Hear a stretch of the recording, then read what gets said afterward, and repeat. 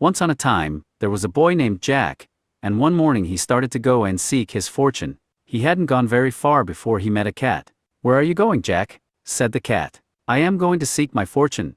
May I go with you?" "Yes," said Jack, "the more the merrier."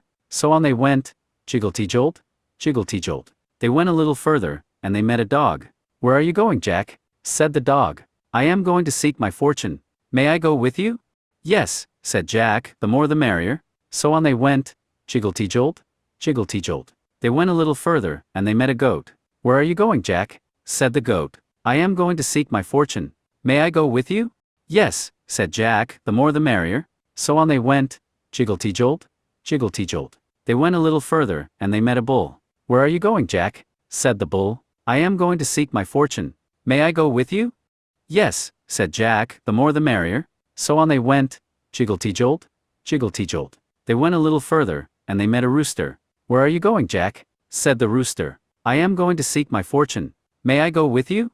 "Yes," said Jack, "the more the merrier." So on they went, jiggle-tee-jolt, jiggle-tee-jolt. Well, they went on till it was about dark, and they began to think of some place where they could spend the night. About this time they came in sight of a house, and Jack told them to keep still while he went up, and looked in through the window, and there were some robbers counting over their money.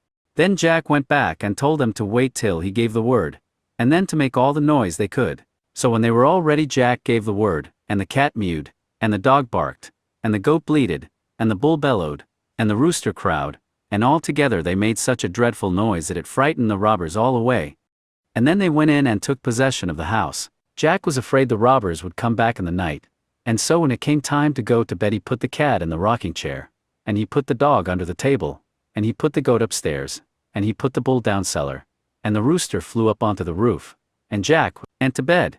By and by the robbers saw it was all dark, and they sent one man back to the house to look after their money. Before long he came back in a great fright, and told them his story. "I went back to the house," said he, "and went in, and tried to sit down in the rocking chair, and there was an old woman knitting, and she stuck her knitting needles into me. That was the cat, you know.